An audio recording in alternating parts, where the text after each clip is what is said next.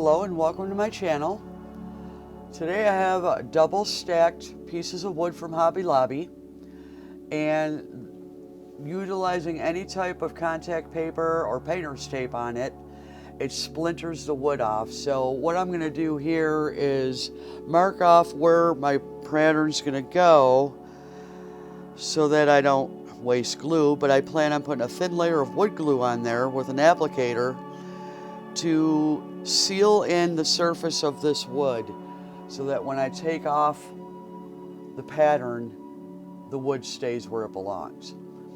Now this thin layer of glue worked beautifully for this.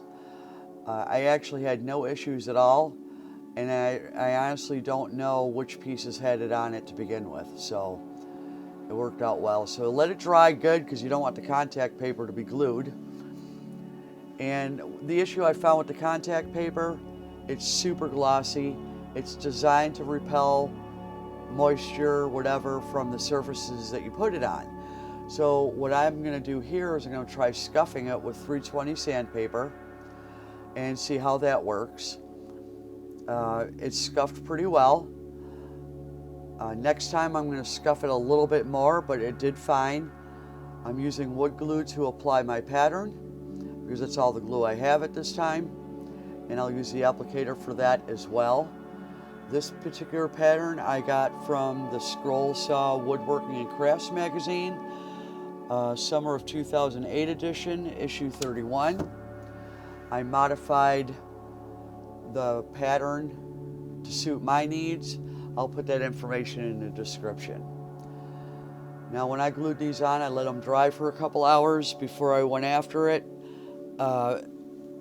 After drilling the holes in all the pieces I needed to cut out.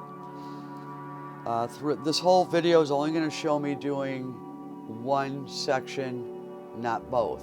So the holes drilling in the one section, the cutting just the one section, and I'll show you the end result for both. A lot of times I have to use two hands to drill the holes in the small spots because it vibrates a little bit and I need to hold it steady. I'm getting old. But yeah, this worked out well. I did forget a spot, which was quite annoying because the Dremel's in the house and my ScrollSaw is out in the shop. So I had to take a break. I did double check and missed a few. Make sure you sand the back because you do have rough edges and you want that edge to be smooth on your table so nothing catches or snags while you're cutting. I'm using a small spiral blade. I absolutely love the spiral blades. And I'm cutting off the excess. Now when I double stacked, I only glued the area that I'm going to have the pattern on.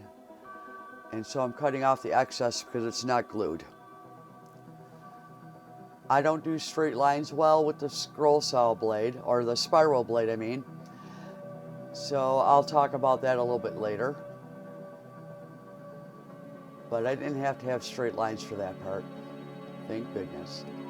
On these short straights, it works beautiful. I just can't do it with the spiral blade on the long stretches. It's a little more tedious and I don't have the patience for that. If you notice, I was cutting some of these pieces out even though I'm not done in the section. It makes it so much easier to cut because those pieces start vibrating out of the hole and you end up having to either hold it. It's a distraction for me. So I'll do a third of it, cut it away, do another third, cut it away. I broke, I think, 3 blades on this first section. And that is user error. The one thing I've learned watching so many videos is let the blade do the work.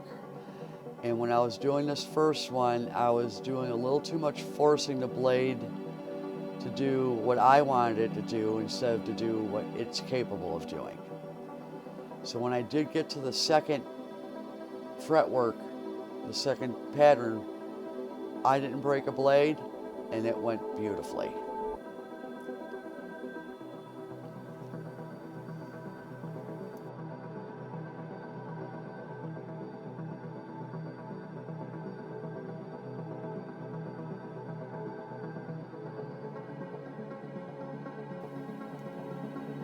when all was said and done,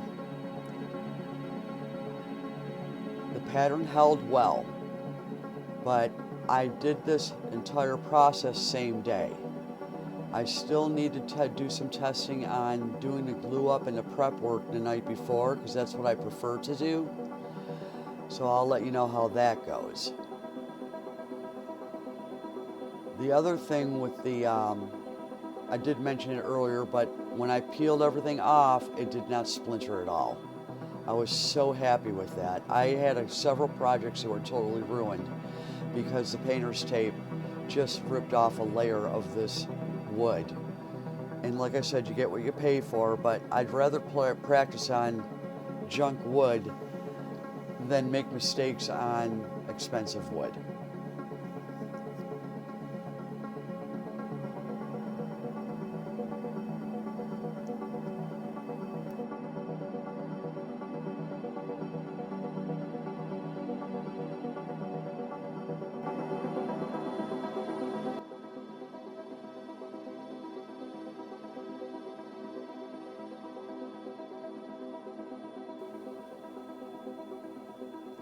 I think the only not so fun part is tedious going in and out and in and out for all these little teeny tiny spots. But the end result was quite nice. Now I stuck with the spiral blade to do this edge here on both pieces.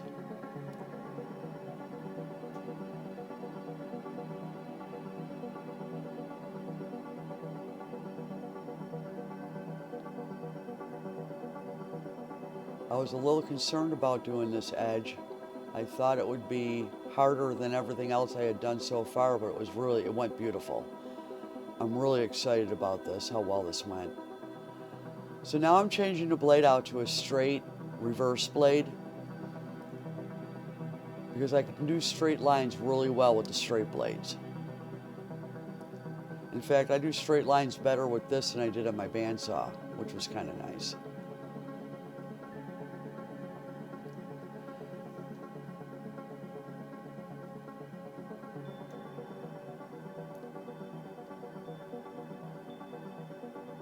Now you have two completed, and I separated the stacks, and now I have 4, and I was thrilled with this. Thank you so much for watching. I appreciate you coming back. Have a blessed day.